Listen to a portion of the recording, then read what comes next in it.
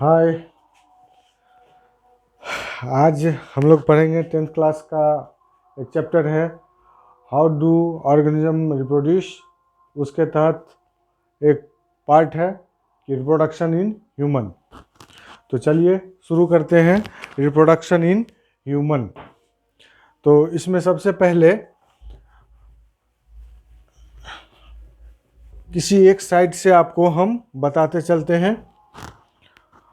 ध्यान दीजिए, ये हो गया टेस्टिस, इसको हम लोग बोलते हैं टेस्टिस। इसके ऊपर में एक स्ट्रक्चर रहता है जिसको बोलते हैं एपिडिडाइमिस। और टेस्टिस एक सैक के अंदर सुरक्षित रहता है जिसको हम लोग बोलते हैं एस्क्रोटल सैक। ये हेयर हो गया एस्क्रोटल सैक, ये हो गया टेस्टिस। टेस्टिस का संख्या होता है 2, हम एक को आपको बता रहे हैं, एक टेस्टिस को लेके चल रहे हैं। इसमें ये पोर्शन जो है सो एपिडिडाइमिस कहलाता है। इसका नाम दे देते हैं। ये हो गया एस्क्रोटल सैक, एस्क्रोटल सैक। ये हो गया टेस्टिस और इसको बोलते हैं हम लोग एपिडिडाइमिस। Epididymis, epididymis, epididymis.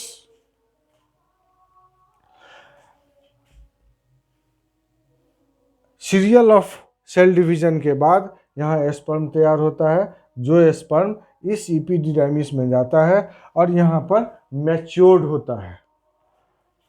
और इसके बाद यहाँ से एक नली निकला होता है इस तरीके से ऊपर की ओर, जिसको हम लोग बोलते हैं भास डिफरेंस।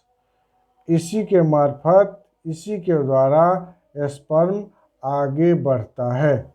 इसको बोलते हैं हम लोग भास डिफरेंस, भास डिफरेंस।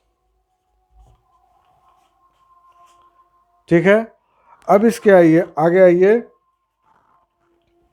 कि यहाँ पे यूरिनरी ब्लैडर होता है। यूरिनरी ब्लैडर का क्या काम है कि जितना भी चीज़ शरीर से वेस्ट बना, शरीर में जितना भी वेस्ट सबस्टेंस बना, वो सारे यूरेटर के थ्रू कि यहाँ वास डिफरेंस में, सॉरी, यूरिनरी ब्लैडर में आके जमा होता है। अब ये यूरेटर कहाँ से आता है? तो ये किडनी पर से आता है। इसको हम लोग बोलते हैं यूरेटर। यूरेटर ये किडनी से आया और ये यूरिनरी ब्लैडर में खुल गया। अब ये जो दिखाया भास डिफरेंस, जो टेस्टिस से होके आगे निकला, वो इस तरीके से होते हुए कुछ इस तरह ऐसा स्ट्रक्चर बनाता है। ठीक है। अब यहाँ पे 2 सैक लगे होते हैं, यहाँ 2 सैक लगे होते हैं। इस प्रकार से एक स्ट्रक्चर होता है जिसको हम लोग बोलते हैं सेमिनल वेसाइकिल। इसको बोलते हैं सेमिनल वेसाइकिल, सेमिनल वेसाइकिल। जब स्पर्म यहाँ पहुँचता है तो यहाँ पर वो एक सेमिनल फ्लूइड कलेक्ट करता है और उसको यहाँ पे न्यूट्रिशन मिलता है। सेमिनल फ्लूइड यहाँ मिलता है और न्यूट्रिशन मिलता है। यहाँ के बाद ये जो स्पर्म यहाँ आ रहा है इस रास्ते, वो चला जाता है पेनिस में। और ये हो गया पेनिस का स्ट्रक्चर।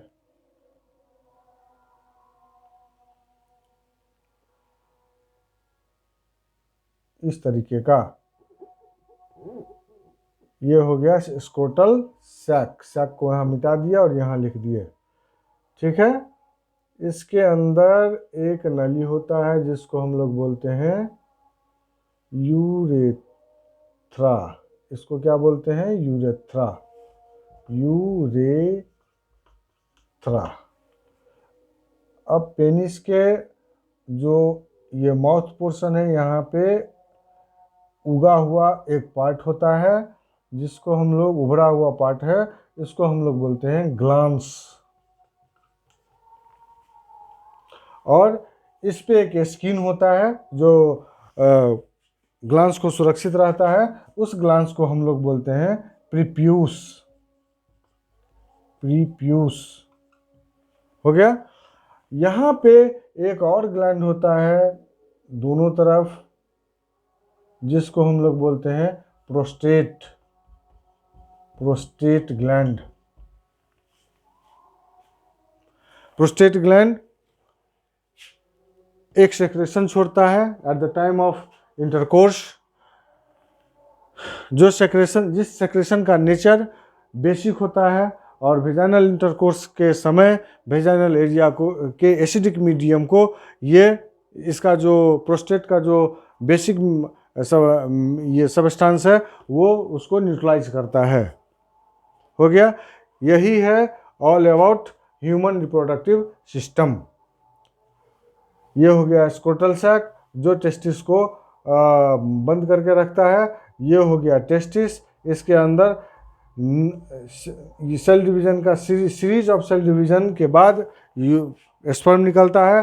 वो स्पर्म इपिडिडाइमिस में आके स्टोर होता है, यहाँ मैच्योर हुआ और वास्ट डिफरेंस के थ्रू होते हुए ये पहुंचता है सेमिनल वेसिकल में, जहाँ सेमिनल वेसिकल में उसको न्यूट्रिशन मिलता है और सेमिनल फ्लूइड मिलता है। फिर वहाँ से ये प्रोस्टेट ग्लैंड का सेक्रेशन लेते हुए निकल जाता है बाहर पेनिस के थ्रू, और इसको हम लोग बोलते हैं, जो सबसे बाहर में है, ओपनिंग ऑफ यूरेथ्रा। ये ओपनिंग ऑफ यूरेथ्रा हुआ। बस यही है। हाँ, टेस्टिस एक हार्मोन छोड़ता है जिसको हम लोग बोलते हैं टेस्टोस्टेरॉन। इसको हम लोग मेल हार्मोन बोलते हैं। इससे जितने भी मेल में जो भी कैरेक्टर दिखते हैं, जो भी सेकेंडरी कैरेक्टर दिखते हैं, वो इसी टेस्टोस्टेरॉन की वजह से होता है। ये ऑल अबाउट हो गया आपका ह्यूमन रिप्रोडक्टिव सिस्टम। और जब फैमिली प्लानिंग होता है, इसी वास्ट डिफरेंस को यहाँ से कट करके डॉक्टर मोड़ देता है और बंद कर देता है, और उस प्रोसेस को हम लोग बोलते हैं वैसेक्टॉमी। ओके।